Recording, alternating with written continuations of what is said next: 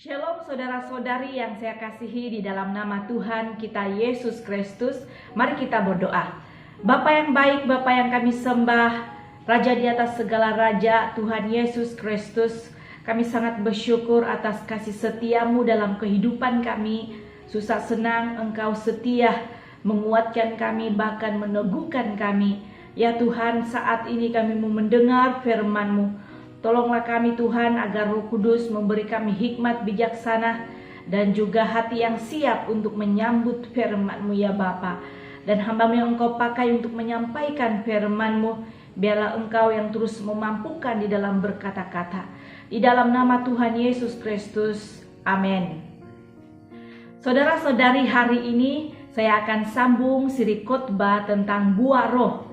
Jadi hari ini kita masuk ke siri yang kedua, yaitu sukacita. Dalam terjemahan Yunani yaitu kara. Maksud lainnya juga adalah gembira, senang, dan juga bahagia. Saudara, seperti yang saya sudah jelaskan minggu lalu, bahwa buah roh adalah sikap hidup yang nampak sebagai hasil dari kedekatan hubungan kita dengan Allah. Hasil dari penyerahan diri yang utuh kepadanya Allah, yaitu menginginkan agar kita menampakkan buah roh dalam sikap hidup kita. Sebab hidup menurut roh menunjukkan ciri dan bukti nyata kehidupan sebagai anak-anak Allah. Dan teks rujukan kita hari ini, saudara, selain daripada Galatia bab yang kelima ayat yang ke-22 hingga 23. Jadi untuk menjelaskan sukacita, kita melihat di dalam Filipi bab yang keempat ayat yang keempat. Mengatakan, bersukacitalah senantiasa dalam Tuhan, sekali lagi kukatakan bersukacitalah. Di mana Rasul Paulus dia mengingatkan kita agar senantiasa bersukacita dalam Tuhan. Bahkan di dalam ayat ini diulang 2 kali kata bersukacitalah. Mengapa kata bersukacita ini diulang 2 kali? Karena manusia ternyata sering lupa. Oleh itu diingatkan lagi agar manusia tidak lupa untuk bersukacita senantiasa. Sukacita di mana harus dimiliki setiap orang percaya, karena hidup dalam sukacita harus menjadi gaya hidup kita setiap hari, apalagi sebagai orang percaya. Dalam keadaan susah maupun senang, baik ataupun buruk, kita harus tetap bersukacita di dalam Tuhan. Jadi apa bezanya sukacita di dalam Tuhan dengan sukacita yang dunia berikan? Yaitu kalau sukacita dunia hanya sementara, tetapi sukacita yang dari Tuhan itu bersifat kekal. Sukacita kita bukan didasari oleh uang, kedudukan, harta, kemewahan. Karena kalau kita bersukacita hanya tergantung pada hal-hal yang bersifat kesenangan semata-mata, kita akan sangat kecewa pada akhirnya. Namun kalau kita terus bersukacita di dalam Tuhan, di mana itu sangat berkekalan. Dan saudara, sukacita merupakan hal yang penting untuk membangun karakter yang kuat dan juga utuh.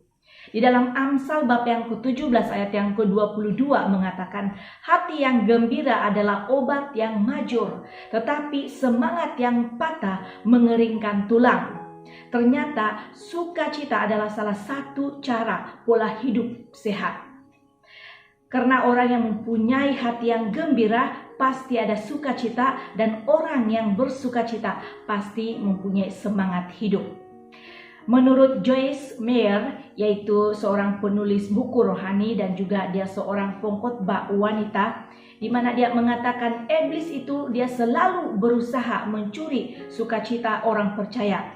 Kenapa demikian? Sebab iblis tahu jika kita kehilangan sukacita, maka kita kehilangan kekuatan kita. Iblis tahu sukacita dapat menghasilkan hal-hal yang luar biasa, seperti yaitu bersemangat menggebu-gebu dalam melakukan sesuatu, dapat menikmati kerja dengan ucapan syukur, membuat keluarga bahagia, membuat kesehatan membaik, membuat prestasi meningkat. Karena sukacita dapat menghasilkan banyak hal-hal yang positif. Iblis lalu menaklukkan orang percaya, yaitu dengan merampas sukacitanya. Menurut Joyce Meyer juga yang saya sudah sebut tadi, seorang penulis buku rohani, dalam bukunya ada 7 hal yang dapat mencuri sukacita dalam hidup orang percaya. Apakah itu? Yang pertama yaitu perbuatan daging. Yang dimaksud perbuatan daging adalah semua jenis perbuatan yang mengandalkan kemampuan daging, yaitu diri sendiri. Misalnya melayani dengan kekuatan diri sendiri, bekerja dengan mengandalkan kemampuan diri sendiri, dan membuat rencana masa depan diri sendiri tanpa melibatkan Tuhan dan tanpa mengakui bahwa Tuhanlah yang menguatkannya. Perbuatan daging ini pada akhirnya akan membuat kita penat. Kita menjadi letih, menjadi lesu, menjadi lelah dan juga lemah. Dan tidak bergairah sama sekali. Yang kedua, hal yang dapat mencuri sukacita hidup orang percaya yaitu sifat legalisme agamawi. Yang dimaksud di sini adalah menjalankan keberagamaannya dengan hanya menaati hukum-hukum agama. Hidup keagamaan menjadi penuh tekanan dan juga membebaninya. Misalnya ke gereja sebagai keharusan, bukan lagi kesukaan ataupun kerinduan. Mencari persembahan, memberi persembahan sebagai kewajiban, bukan lagi dengan kerelaan. Hal ini membuat hidup keagamaan kita menjadi beban berat yang tidak tertanggungkan. Yang ketiga, hal yang dapat mencuri sukacita hidup orang percaya yaitu suka merumitkan masalah-masalah sederhana. Ini juga yang dikatakan di dalam Lukas 10 ayat yang ke-41 hingga 42. Masalah selalu ada dalam hidup setiap orang, tetapi ada orang yang senang membuat rumit lagi masalahnya yang sebenarnya sederhana. Contohnya, yaitu dia mau bingung bercuti di mana, padahal kemana saja asalkan tempatnya yaitu nyaman, selesa dan juga boleh tempat untuk bercuti dan sudah selesai. Misalnya juga pergi ke pesta, bingung mau pakai apa, yang mana, mau jalan, mau pergi makan, pusing-pusing pilih restoran yang mana. Tetamu datang bingung mau masak apa, jenis apa masakan dia. Jadi saudara, maksudnya di sini kalau kita suka merumitkan masalah yang sebenarnya sederhana, maka hidup juga akan membolehkan kita benar-benar menjadi rumit dan sulit. Hidup yang sulit jelas hidup yang jauh dan juga hidup yang mudah dirampas sukacitanya. Yang keempat, hal yang dapat mencuri sukacita hidup orang percaya yaitu penalaran yang berlebihan. Yang dimaksud adalah pikiran yang terlalu kritis dan juga analitis. Segala sesuatu dianalisis, bagaimana, apa yang akan terjadi besok, bagaimana nasib saya, dan sebagainya. Akhirnya hidup jadi tidak nyaman dan penuh kekhawatiran. Ya, tidak juga masalah kalau kita jenis orang yang begitu, yaitu suka kritis dan juga analitis, itu juga sesuatu yang baik, tidak masalah. Tetapi maksud yang di sini ialah kalau berlebihan maka akhirnya itu penuh dengan kekhawatiran, maka sukacita pun dapat dirampas daripada dirinya. Yang kelima, hal yang dapat mencuri sukacita hidup orang percaya yaitu kemarahan yang tidak ilahi. Kemarahan adalah emosi yang berisi yaitu dengan perasaan tidak senang yang berlebihan, kedengkian, permusuhan, murka dan juga belas dendam.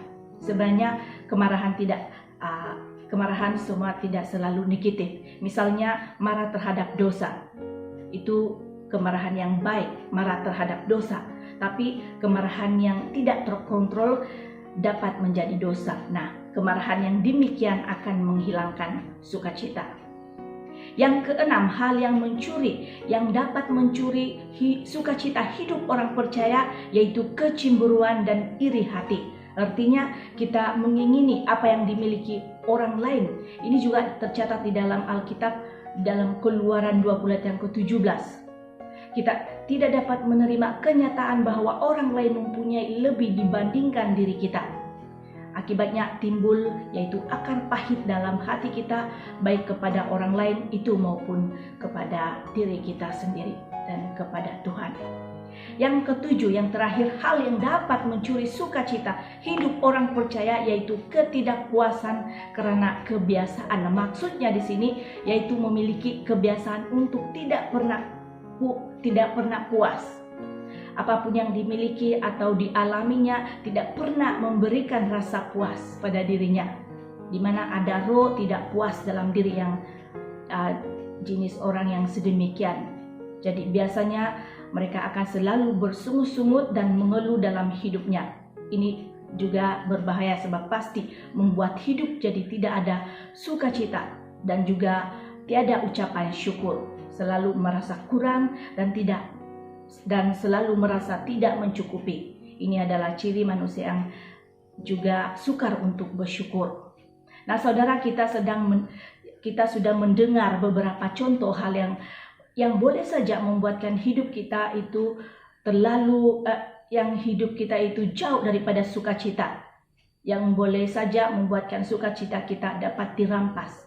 Sekarang saya mau membawa saudara yaitu memahami sebenarnya apa rahasia hidup merasakan sukacita.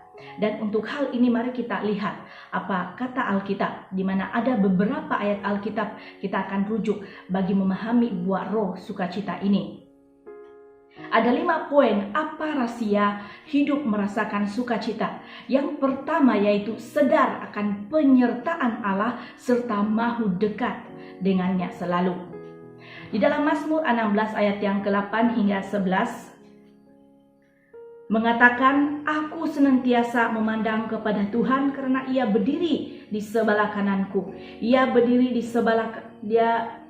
di kananku. Aku tidak goyah. Sebab itu hatiku bersukacita dan jiwaku bersorak-sorak.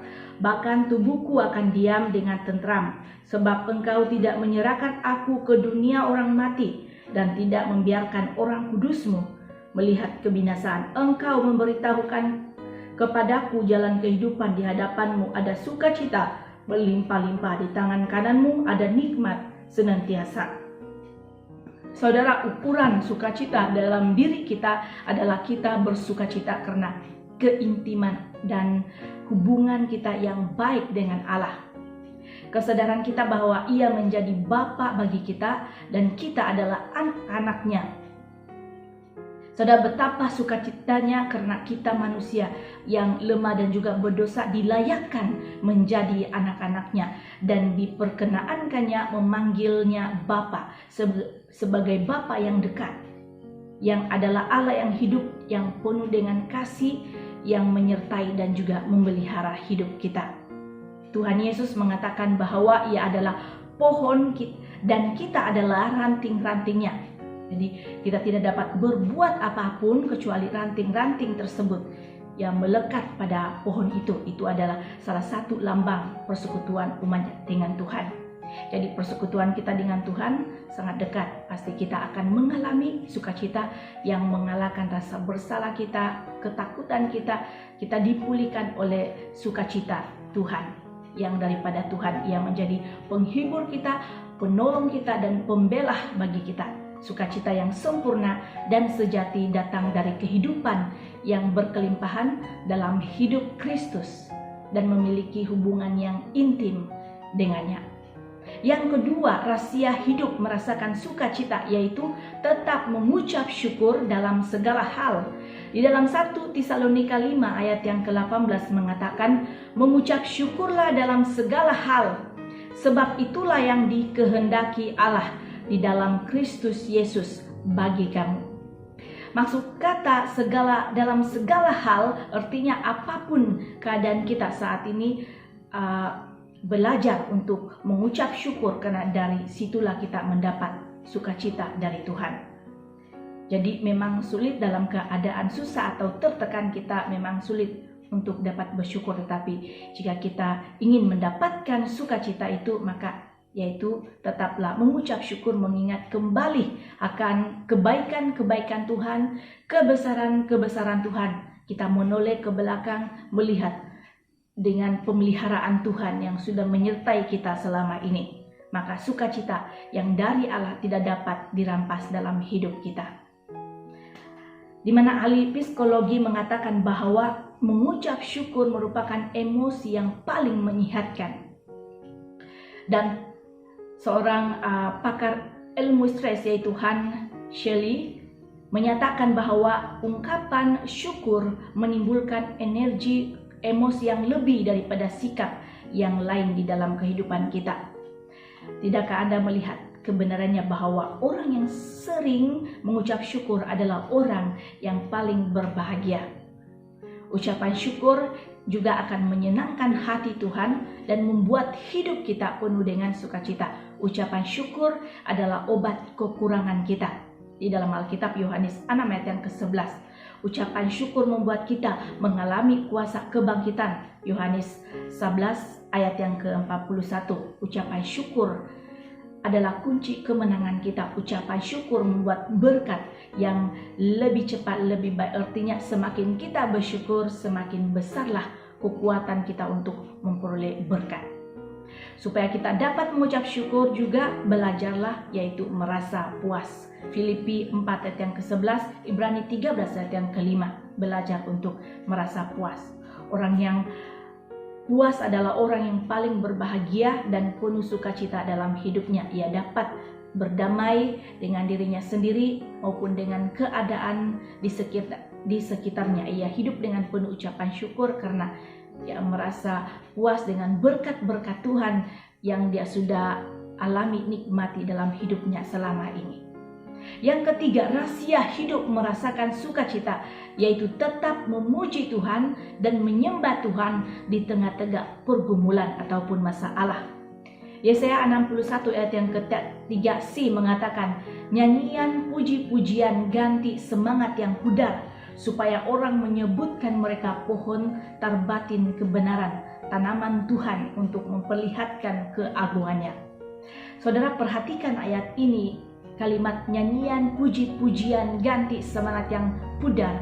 Jadi cara kita mengganti perkabungan dengan sukacita adalah dengan memuji dan menyembah Tuhan. Artinya juga adalah ibadah kita di dalam Tuhan. Dalam keadaan begini, kita waktu-waktu sekarang walaupun tidak dapat beribadah secara fisikal, tetapi kita dapat melakukan ibadah kita dimanapun berada bersama-sama keluarga kita, dan kita mendengar khotbah di dalam online dan juga hidup hubungan persekutuan kita, ibadah kita pribadi dengan Tuhan, dan juga bersama dengan keluarga ataupun kelompok kecil di mana saudara berada. Di saat kita memuji dan menyembah Tuhan dengan sungguh-sungguh, maka Allah akan bertakhta di atas pujian kita dan Dia akan datang melawat kita dan membebaskan kita. Contoh Paulus dan Silas saat di penjara, Kisah Para Rasul 16 ayat yang ke-25 hingga 26 mengatakan, tetapi kira-kira tengah malam Paulus dan Silas berdoa dan menyanyikan puji-pujian kepada Allah, dan orang-orang hukuman lain mendengarkan mereka. Akan tetapi terjadilah gempa bumi yang hebat, sehingga sendi-sendi penjara itu goyah, dan seketika itu juga terbukalah semua pintu dan terlepaslah belenggu mereka semua. Dalam puji dan sembah berarti juga adalah kita dengan merendahkan diri meminta pertolongan pada Tuhan. Mazmur 143 ayat yang ke-7. Raja Daud meminta pertolongan Tuhan saat menghadapi masalah yang berat. Tuhan Yesus berkata di dalam Matius 11 ayat yang ke-28, marilah kepadaku semua yang letih, lesu dan berbeban berat, aku akan memberi kelegaan kepadamu. Di mana Yesus dia menyuruh agar kita datang menghampirinya. Responilah undangan Yesus di saat kita ada masalah, bukan menjauh darinya ataupun mencari jalan hal-hal dunia untuk membebaskan kita, tetapi terutama sebagai orang percaya yaitu mendekat pada Tuhan, yaitu melihat undangan Yesus, marilah kepadaku yang beban berat. Yesus sanggup dia memberikan kekuatan dan juga pertolongan kepada kita yang letih, lesu dan beban berat.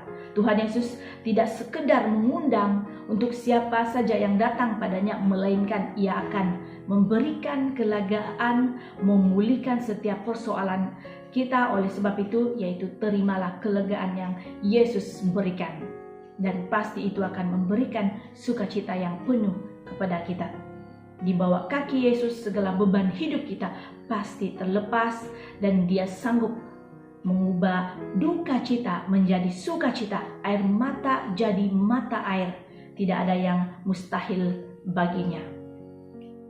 Saudara, sedangkah kita bahwa sebenarnya rasa sukacita datang setelah kita melewati, ada kalanya setelah kita melewati hal-hal sukar yang kita hadapi, sukacita datang. Yohanes 16 ayat 22 juga ada satu ilustrasi di saat seorang ibu melahirkan dan melewati masa yang sangat sukar, menyakitkan, tetapi saat anaknya dilahirkan, ibu itu sangat dia bersukacita karena ibu itu melihat anak yang datang ke dunia. Demikian juga hidup kita, walaupun ada waktu-waktu kita mengalami hal-hal yang sukar, tapi apabila kita tetap melewatinya bersama Tuhan, maka sukacita dari Allah akan kita alami. Duka cita menjadi sukacita. Oleh itu saudara, jika selama ini kita dan saudara adalah orang yang susah untuk bersukacita, mulailah dengan pujian dan penyembahan kepada Tuhan. Setia di dalam ibadah kita, engkau akan temukan sukacita yang sejati. Yang keempat, rahasia hidup merasakan sukacita, yaitu hidup yang memperlihatkan orang lain. Filipi 1 ayat yang ke-3b hingga ayat yang ke-4. Dalam teks ini Paulus memperhatikan orang lain. Sukacitanya muncul dari perhatian yang tulus untuk orang lain. Paulus tidak hanya mengingat jemaat Filipi, ya juga yaitu mendoakan mereka.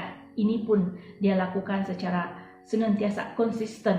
Dalam ingatannya tentang orang lain, Paulus mendapatkan sukacita, kesukaan dalam doa dan permohonannya, maka Paulus mengalami sukacita ilahi.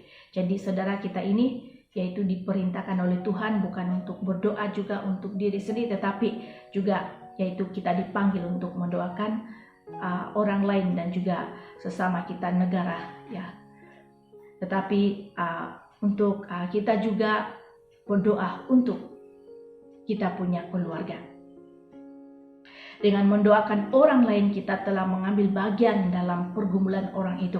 Ini membuat hidup kita lebih bermakna. Hidup kita bagi orang lain. Ada beberapa banyak tokoh sejarah yang dipandang hebat karena mereka rupa-rupanya dalam pendirian mereka telah memberikan diri mereka bagi kesejahteraan orang lain. Sebagian orang kehilangan sukacita karena terlalu fokus dengan diri sendiri. Pekerjaan kita yang tidak lancar, situasi rumah yang renggang, keadaan kesehatan yang buruk, dan lain-lain lagi tentang diri kita membuat kita kesulitan untuk menemukan alasan untuk membagi hidup kita dan memperhatikan orang lain.